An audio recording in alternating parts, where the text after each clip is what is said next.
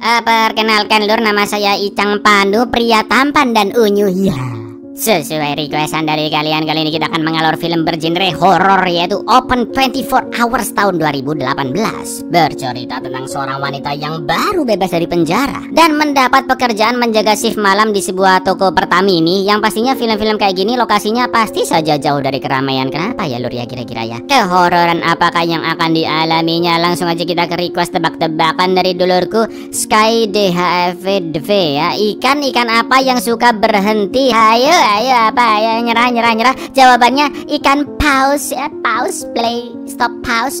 Ikan paus, monggo sekejaken. Film diawali dengan latar sebuah toko di Pertamini cabang Ameriki dan terlihat mobil polisi terparkir dengan darah di kaca depannya. Seorang pria yang sudah tewas dan juga seorang mbak-mbak bernama Mary yang baru sadar dari tidurnya. Apakah yang sebenarnya terjadi? Inilah Buka 24 Jam. Back to me, but I don't know since falling from my eyes gone.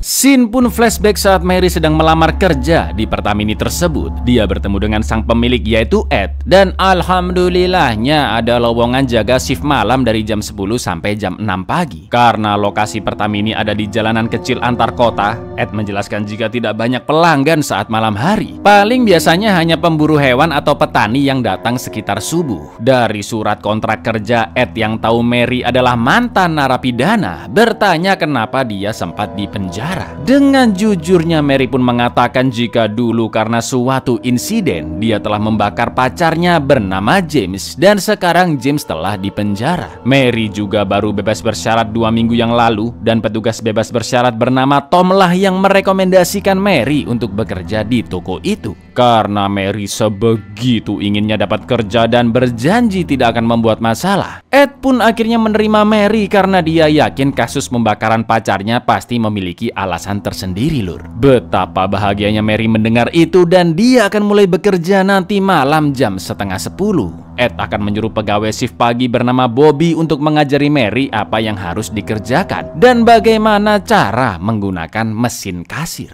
I'm a really fast learner and a hard worker. Alright, you got the job. Thank you. You promise you won't give me any shit? Yeah, I promise. Bobby will give you the walkthrough and show you how to run the register. Mary pun langsung memberitahu kabar bahagia tersebut ke sahabatnya Debbie bahwa dia diterima dan akan bekerja sungguh-sungguh meskipun gajinya nggak seberapa. Setelah itu Debbie pun mengantarkan Mary pulang, tapi ketika dia sampai kos-kosannya dan masuk ke toilet, tiba-tiba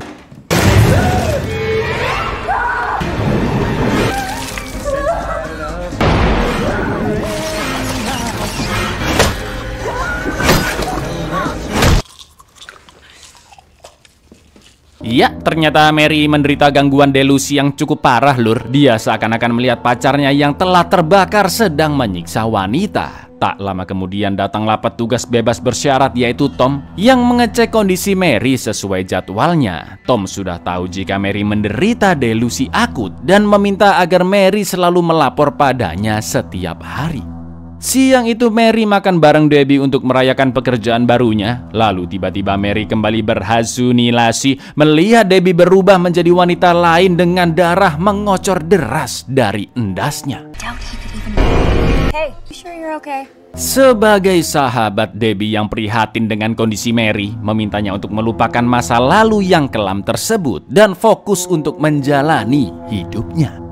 Malam harinya Debbie pun mengantarkan Mary ke tempat kerja dan sesampainya di toko Pertamini, mas-mas shift pagi bernama Bobby mengajarinya cara menggunakan mesin kasir. Lalu Bobby pun pergi mengambil kunci toko sedangkan Debbie membeli beberapa botol Amer lalu pamit pulang dan akan menjemput Mary besok jam 6 pagi. Namun ketika dia masuk ke mobil dan nyebat kretek Samsu, tiba-tiba easy as that. All right. You have to pick me up at 6. When have I ever gotten too drunk?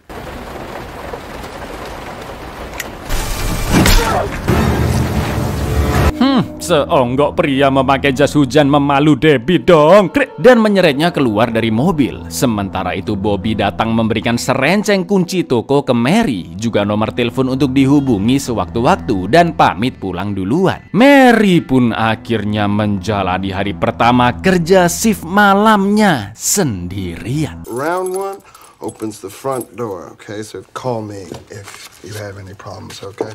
I'll see you later, Mary. See ya.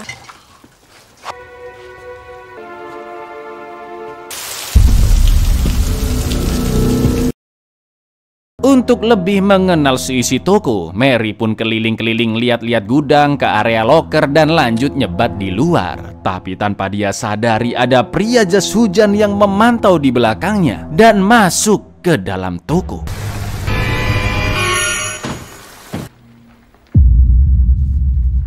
Tak lama kemudian telepon toko pun berdering, dan ketika Mary mengangkatnya terdengar suara emak-emak yang bertanya toko Pertamini buka sampai jam berapa. Oh, 24 jam bu di sini, kata Mary. Nah, yang jadi masalahnya lur, si ibu telepon terus-terusan dengan pertanyaan sama, dan terakhir dia bertanya apakah Mary suka melihat orang mati. Iya.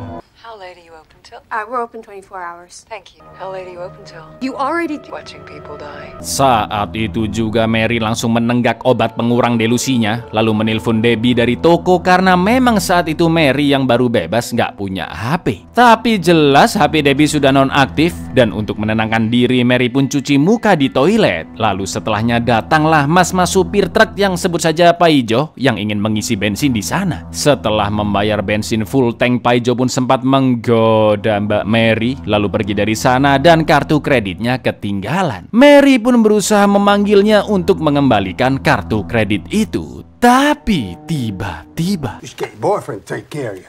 I don't have a boyfriend, but I'm not going to be dating anyone. What a waste of machine.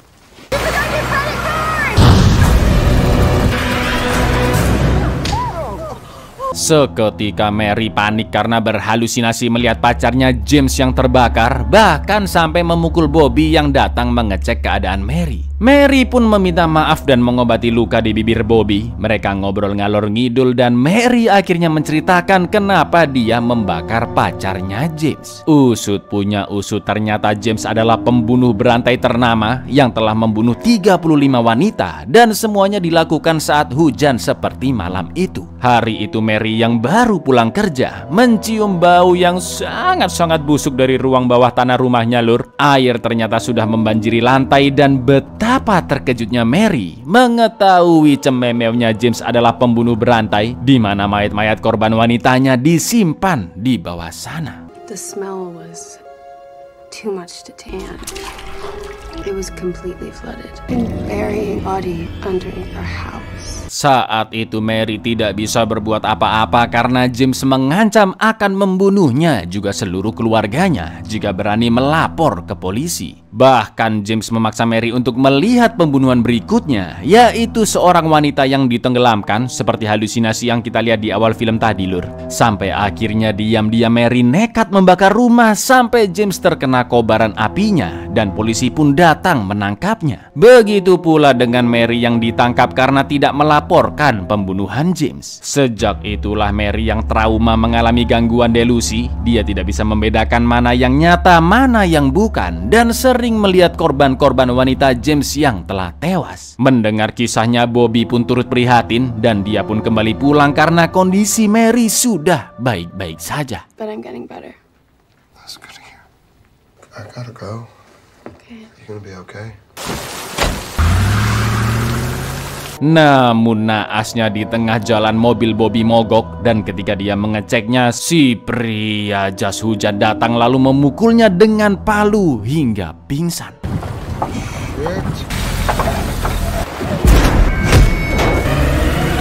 Sementara itu Mary yang sedang di toilet merasa diawasi oleh pacarnya James. Tapi lagi-lagi itu hanya halusinasinya saja. Namun ketika Mary pergi ke toilet, terlihat beberapa helai rambut di kloset, dan yang terjadi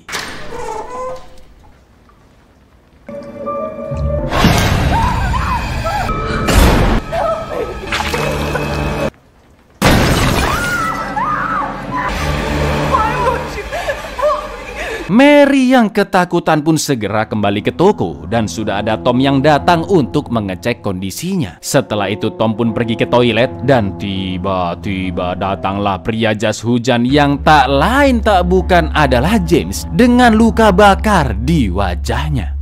Can I help you?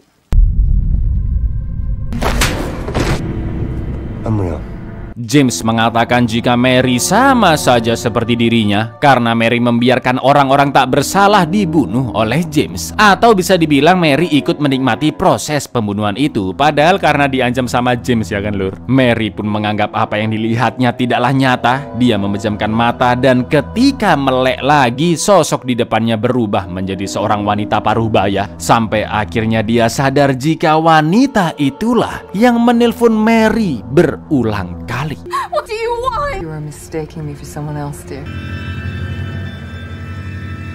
I'm on to you, lady. Mary, what's going on? Di saat yang sama Tom sudah balik dari toilet dan wanita itu langsung pergi dari sana. Setelah dirasa baik-baik saja, Tom pun akhirnya pergi dan Mary hanya bisa menahan tangis dengan apa yang dialaminya. Tak lama kemudian dari CCTV, Mary melihat mobil Debbie di depan tangki bensin dan betapa terkejutnya Mary melihat ada tulisan darah di kaca depannya yang mengatakan bahwa Mary juga suka melihat kematian. Gak pakai lama Mary pun langsung masuk lagi ke toko. Namun TV yang awalnya baik-baik saja jadi kemeresek dan mobil Debbie juga tiba-tiba menghilang. Karena terdengar suara aneh dari bagian belakang toko, Mary yang sangat ketakutan pun memberanikan diri membuka ruangan loker. Dan ternyata sudah ada Debbie juga Bobby yang terluka dan disekap di sana.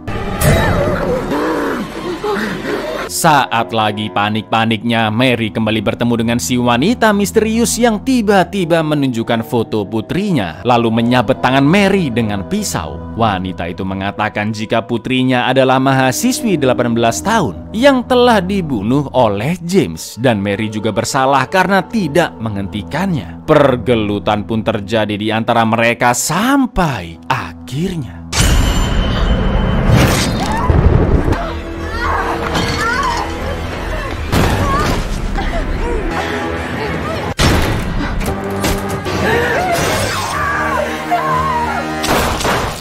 alhamdulillahnya Tom datang di saat yang tepat dan langsung menembak endas wanita itu. Tom pun memberitahu informasi bahwa di penjara terjadi kerusakan listrik karena terkena badai dan beberapa tahanan kabur, termasuk salah satunya adalah James. Mendengar itu Mary langsung mengatakan bahwa James ada di toko tersebut dan tiba-tiba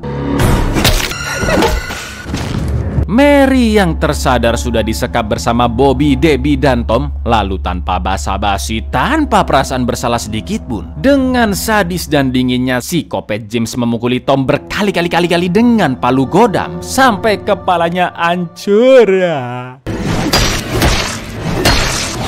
Target berikutnya adalah Debbie dan Mary dipaksa mengatakan jika dia sangat mencintai James jika ingin Debbie diselamatkan. Tapi ujung-ujungnya Debbie tetap dibunuh. I love you. I love you too.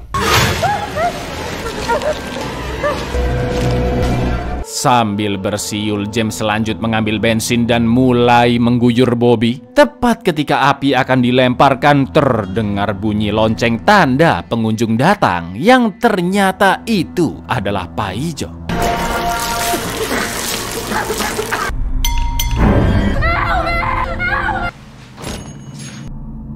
Whoa! Setelah James pergi, Mary pun langsung menggoyang kursi dan ikatannya pun bisa terlepas. Nggak pakai lama dia langsung menyelamatkan Bobby dan Mary diminta mengambil senjata milik Ed yang disimpan di dalam loker. Sementara itu Pak Ijo mencari-cari Mary untuk mengambil kartu kreditnya yang ketinggalan. Karena merasa curiga dengan toko yang sepi, Pak Ijo mulai berkeliling dan betapa terkejutnya dia melihat genangan juga cipratan darah. Mengira itu adalah ulah perampok, Pak Ijo pun langsung menelpon 911 agar segera mendatangkan polisi ke sana. Setelah itu Pak Ijo pergi ke bagian belakang toko dan ketika dia masuk ke ruang loker, naasnya Mary langsung menembaknya karena mengira itu adalah James. As soon as he walks in, Pull the trigger. Betapa syoknya Mary karena dia membunuh orang tak berdosa. Bobby pun menenangkannya dan bersiap menembak James. Tapi tiba-tiba listrik ruangan dimatikan dan di saat yang sama polisi sudah sampai di toko Pertamini itu. Lalu yang terjadi?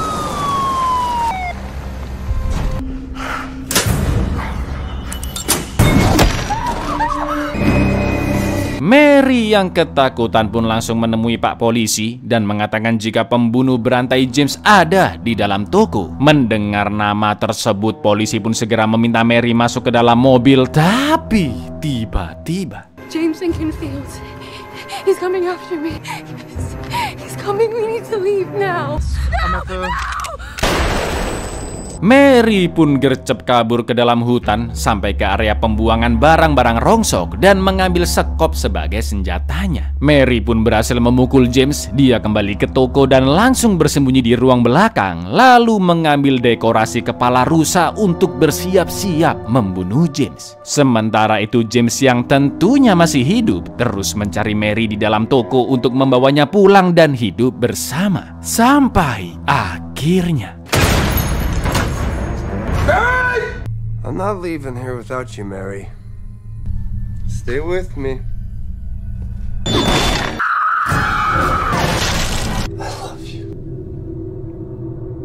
dalam kondisi sekarat, James berusaha mencopot tanduk rusa dari tubuhnya dan sebelum tewas James mengatakan bahwa dia sangat mencintai Mary. Singkat cerita, di keesokan paginya Mary yang terbangun dari tidur tidak melihat mayat James, yang mana artinya James masih hidup. Di akhir film, Mary sudah mendapat pekerjaan baru di sebuah salon dan dia sempat melihat sosok James dari pantulan cermin.